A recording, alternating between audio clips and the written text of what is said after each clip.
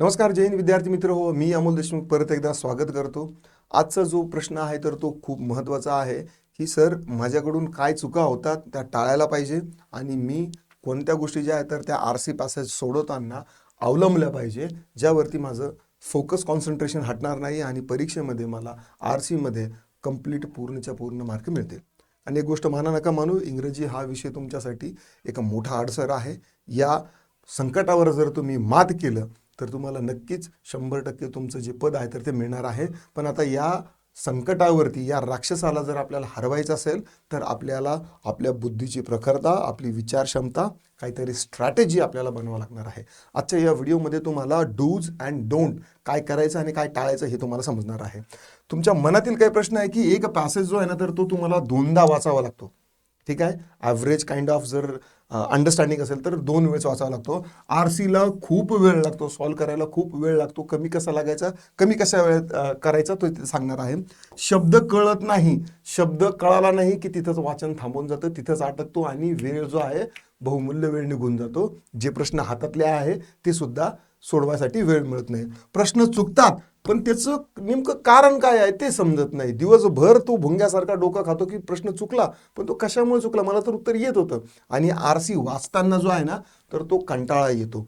हे कॉमन विद्यार्थ्यांच्या स्टुडंटचे हे प्रश्न आहेत ना. आता आरसी मध्ये चुका का होतात बघा, बहुतेक वेळा आरसी मध्ये प्रश्न चुकतात कारण विद्यार्थी चुकीच्या पद्धतीने पॅसेज वाचतात, चुकीच्या पद्धतीने पॅसेज वाचतात. त्यांचं ज्ञान कमी नसतं, फक्त पद्धत जी ना तर ती चुकलेली असते. मी तुम्हाला सांगतो त्या पद्धतीने तुम्हाला काय करायचं आहे की आरसी सॉल्व करायची प्रॅक्टिस करायची आहे. एक स्किल आहे, कला आहे. उत्तरं तुमच्या समोरच दिलेली आहे, ती फक्त शोधायची आहे. आपल्याला काही मॅथसारखं कॅल्क्युलेशन करायचं नाही, इतिहास भूगोलासारखं काही लक्षात ठेवून फार कॉम्प्लेक्स माहिती करायची नाही. आपल्या समोर लिहिलेलं आहे ते फक्त आपल्याला योग्य वेळेत लवकर पटकन सॉल्व करायचं आहे ना. आता वाचनात काय चूक होते ते पाहूया. प्रत्येक शब्दाचा अर्थ जो आहे ना तर तो विद्यार्थी काय करतात, शोधायला बघतात. प्रत्येक शब्दाचा अर्थ त्यांना असं वाटतं की मला तो समजलाच पाहिजे. हा अट्टाहास सोडून द्यायचा. प्रत्येक शब्द म्हणजे अर्थ जरी नाही कळाला तरीही पुढं जायचं. ठीक आहे, प्रत्येक शब्द जरी नाही कळाला तरी थांबायचं नाही. कारण बऱ्याच वेळ शब्द जरी नाही समजला तर शब्दाच्या मागचे आणि पुढचे जे शब्द आहेत तर याच्यावरून कॉन्टेक्स्ट जो आहे तर तो तुम्हाला समजायला मदत होते. कॉन्टेक्स्च्युअल अवेअरनेस तुमचं वाढायला पाहिजे. नाव डिक्शनरी माइंडसेट जे आहे ना तर ते डिक्शनरी माइंडसेटने तुमचं वाचन होतं, फार स्लो वाचन होतं. आणि प्रत्येक शब्दाचा जो अर्थ आहे ना तर तो तुम्ही मराठी टू इंग्लिश ट्रान्सलेट करत बसता, म्हणून तुमचा माइंडसेट जो आहे ना तर तो ट्रान्सलेशन झोनमध्ये जातो. Instead of solving the problems तुमचं लक्ष फक्त ॲक्युरेट वाचण्यावरती आणि समजून घेण्यावर जातं. जो गोल आपला या आरसीच्या बद्दल नाही आहे. ठीक आहे, आपल्याला वाचन क्लिअरली ते हे दाखवायचं का नाही, आपल्याला फक्त समजून उत्तर लवकर लिहितात मी हे लिहायचं आहे. आरसी मध्ये प्रत्येक शब्द नाही तर अर्थ समजणं महत्वाचं असतं. तुम्हाला काय आहे, प्रत्येक शब्द समजलाच पाहिजे, हा अट्टा सोडून द्यायचा. तुम्हाला नेमकं वरवरचं काय आहे ते समजलं पाहिजे. प्रश्न काय विचारला त्याचं उत्तर काय द्यायचं आहे ना. तिसरी चूक जी आहे, पॅसेज जो आहे ना तर तो पुन्हा पुन्हा वाचण्याची सवय लागते. म्हणजे जर का समजा एकाच उतार्यावरती तुम्हाला जो आहे ना तर तो जास्त वेळ द्यावा लागतो. म्हणजे काय आहे की अगोदर पोरं काय करतात की पॅसेज आला ना की पॅसेज वाचतात, नंतर प्रश्नाकडे जातात. मग प्रश्न त्यांचा समजतो काय रे हे प्रश्न आहे, मग ते परत पॅसेजवर जातात. ठीक आहे, मग या प्रकारे उत्तरावर म्हणजे उतार्यावरून पॅसेजवरून प्रश्नावर, प्रश्नावरून नंतर ऑप्शनवर, ऑप्शन पाहून नंतर परत पॅसेजवर जातात. तर ही जी मानसिक कोंडी तुम्ही करून घेतात ना तर हे टाळायचं आहे. त्याच्यासाठी एका उतार्यावरती जास्त वेळ देणं जे आहे ना तर ते तुमच्यासाठी चुकीचं आहे. कॉन्फिडन्स नसल्यामुळे ना तुम्हाला पुन्हा वाचावं लागतं. ठीक आहे, कॉन्फिडन्स नसतो की आपण जे वाचलेलं आहे ते खरोखर आहे की नाही, कारण ते फार शॅलो लेवलचं जे आहे ना तर ते वाचन असतं. पहा, शॅलो लेवलचं म्हणजे काय, शॅलो आणि डीप लर्निंग. शॅलो लर्निंग आणि डीप लर्निंग अशा अभ्यासाच्या 2 पद्धती आहेत. शॅलो लर्निंग म्हणजे काय की वरवरचं. डीप लर्निंग म्हणजे काय की बाबा खोलवर जाऊन लर्न करणं आणि ते अवगत करणं. शॅलो पाणी म्हणजे काय की उथळ पाण्याला खळखळाट असतो पहा, ते झालं शॅलो वॉटर. ठीक आहे, डीप वॉटर जे असतं ना त्याचा आवाज येत नाही कधी, पण ते खोल असतं. तसं डीप लर्निंग जर तुमची असेल ना तरच तुम्हाला याचं आकलन होईल. ठीक आहे, आणि टाइम वेस्ट होतो. जर तुम्हाला परत परत वाचायलाची जर समजा तुम्हाला आवश्यकता पडली तर ऑफकोर्स तुमचा टाइम वेस्ट होणार. आणि एकदा का फोकसने वाचलं तर तुम्हाला वाचण्याची गरज पडत नाही. आता आपण याच्यासाठी वाचायची सवय, ॲबिलिटी, रॅपिड रीडिंग ॲबिलिटी जी आहे तर ती पुढे कोर्समध्ये आपण तुमची डेव्हलप करणार आहोत. त्यामुळे डोंट वरी. जर तुम्ही हा व्हिडिओ जर यूट्यूबवर पाहत असाल तर तुम्ही आपला जो याचा जो कोर्स आहे RCचा कोर्स आहे विथ व्होकॅबलरी किंवा विथ ग्रामर तो देखील कन्सिडर करू शकता. मी त्याची लिंक जी आहे तर ती मला खाली देईल. ठीक आहे. चौथा जो प्रॉब्लेम आहे, प्रश्न आधी न पाहण्याचा तोटा. सगळे विद्यार्थी किंवा सगळे तर नाही पण बरेचसे विद्यार्थी काय करतात, पॅसेज आला ना, प्रश्न पाहायच्या अगोदर पॅसेजच वाचत बसतात. आपल्याला पॅसेज अगोदर वाचायचा नाही. लक्षात ठेवा. हे लिसन लिसन लिसन. ज्या वेळेस परीक्षेमध्ये तुमच्या समोर पॅसेज येईल तर त्यावेळेस डायरेक्टली पॅसेज वाचायला कधीही सुरुवात करायची नाही. अगोदर काय करायचं, अगोदर प्रश्न वाचायचे. ठीक आहे. प्रश्न न पाहता पॅसेज वाचणे हे टाळायचं आहे, ही चुकी आहे. काय शोधायचं आहे हेच माहीत नसल्यावर तुम्ही तुमचा पॅसेज वाचण्यात वेळ तुमचा वाया घालवणार आहात. ठीक आहे. आणि महत्वाची माहिती तुम्हाला काय गॅदर करायची आहे हे समजलं नाही ना की तुमचा वेळ पण मिस होतो, टाइम होतो.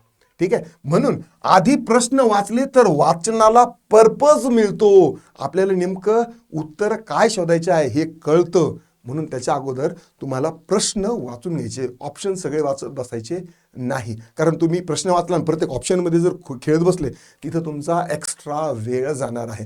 म्हणून फक्त पटापट पटापट 2, 3, 5 सेकंदामध्ये एक प्रश्न वाचायचा, दुसरा, तिसरा, चौथा, पाचवा जे काय असेल प्रश्न वाचायचे. गरज पडली तर आणखी 1-2 वेळेस प्रश्न हे करून घ्यायचे, वाचायचे. तुमच्याकडे पेपरला गेल्यानंतर एक पेन मिळतो आणि साधी चिटोरी मिळते. त्या पेपरमध्ये काही ॲक्रोनिम्स असतील, सिटी असतील, नाव असतील, काही वर्ष असतील, हे काय करायचे तुम्हाला तिथं नोंदवून ठेवायचे. ज्यावेळेस पॅसेज सॉल्व्ह करायचा नंतर पेन आणि पेपरवरती तिथं विशेष टर्म ज्या आहेत ना तर त्या तुम्हाला लिहून ठेवायच्या आहेत. पॅसेज आता नंतर वाचायचं असेल ना तर घाईघाईने वाचन नाही करायचं. पुढचा टप्पा काय आहे, घाईघाईने वाचन नुकसानकारक आहे. आता वाचन करायचं असेल ना, स्पीड वाढवण्यासाठी अर्थाकडे दुर्लक्ष करायचं. प्रत्येक शब्दाचा जो अर्थ जो आहे ना तर तो तुम्हाला म्हणजे दुर्लक्ष करायचं. प्रत्येक शब्दच आपल्याला समजला पाहिजे असं नाही. ओळी स्किप होणे. ठीक आहे. घाईघाईत जर वाचायला लागले ना तर तुमच्या ओळी ज्या तर त्या स्किप होऊन जातात आणि चुकीचा अर्थ लागतो. ठीक आहे. नंतर मग स्पीड नंतर वाढवायची, आधी अंडरस्टँडिंग गरजेची आहे. आपण या व्हिडिओ कोर्समध्ये आपण काय करणार आहोत की अंडरस्टँडिंगवरती अगोदर काम करणार आहोत. जगातलं कुठलंही काम तुम्ही अगोदर जर करायला घेतलं तर अगोदर तुम्हाला तेवढं परफेक्शन त्यामध्ये येत नाही. अगोदर तुमची स्पीड तेवढी येत नसते, ॲक्युरसी येत नसते. हळूहळू. बरोबर आहे. सगळे काही इथं आईच्या पोटातून शिकून आले आहे का? पोहणं आपण शिकलो तर एकदमच शिकलो का? सायकल चालायला शिकलो तर एकदमच शिकलो का? नाही, हळूहळू शिकतं. And this is how we learn. This is totally fine. आपण सगळे अशाच पद्धतीने शिकलेलो आहेत. यानंतरही आयुष्यात तुम्हाला याच पद्धतीने, हा नॅचरल वे आहे, नॅचरल पद्धत आहे. म्हणून अगोदर आपल्याला काय करायचं आहे, अंडरस्टँडिंगवर वेळ द्यायचा आहे. सगळ्यात महत्त्वाचं. आता पॅसेज वाचायचं असेल ना तर तुम्हाला काय करायचं, स्क्रीनवरती बघा, पेपरवरती आपलं डोकं जे ना तर ते जास्त चालतं. ठीक आहे. पेपरवरती आपलं डोकं जास्त चालतं पण कम्प्युटर स्क्रीनवरती आपलं डोकं जास्त चालत नाही. म्हणून यासाठी एक छोटी सिंपल ट्रिक मी तुम्हाला सांगतो. पॅसेज वाचायच्या वेळेस अगदी लगे डायरेक्ट बोट असं धरून पॅसेज काय करायचे आहेत, वाचत चालायचे. आपला फोकस आणि कॉन्सन्ट्रेशन तिथं असतो, त्या बोटाकडे असतो. ठीक आहे. पेपरवरती आपलं पेननी वगैरे वाचतो तर त्यावेळेस आपलं डोकं जास्त चालतं. तर म्हणून ही ट्रिक तुम्हाला प्रत्येक वेळेस तुम्हाला काय करायचे आहे, अवलंबायची आहे. पॅसेज वाचायचं तर त्यावेळेस पूर्ण बोट धरून वाचायचं आहे. ठीक आहे. ज्याने काय होईल की तुमची अंडरस्टँडिंग तुमची पॉवरफुल राहील. ठीक आहे. नंतर एक चुकी जी होते की ऑप्शन पाहून अंदाज बांधणे. ठीक आहे. ऑप्शन पाहून जे आहे ना तर ते अंदाज लावणं म्हणजे स्वतःच्या पायावर धोंडा मारून घेणं आहे.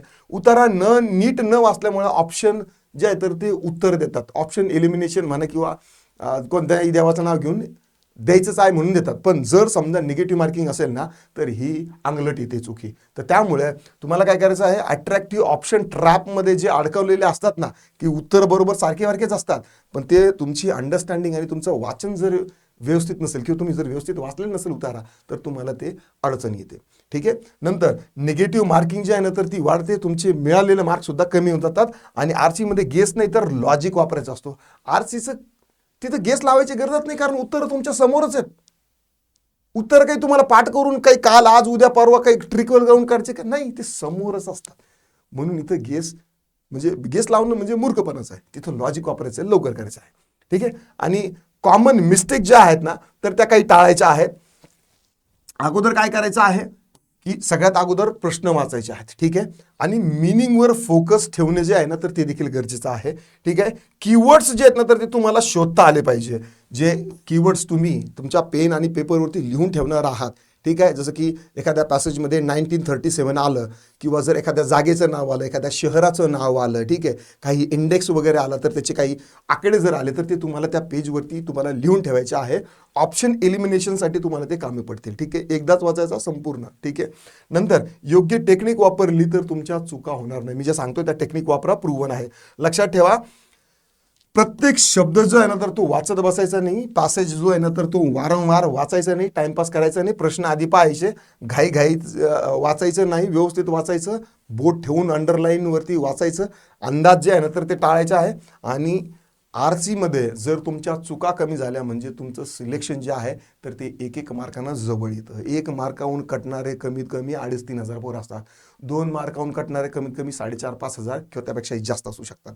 म्हणून एक मार्क जो आहे ना तर त्या एका मार्काची लढाई तुमच्या मानसिकतेवरती आणि तुमच्या स्ट्रॅटेजीवरती ठरणार आहे. आशा करतो तुम्हाला व्हिडिओ आवडला असेल.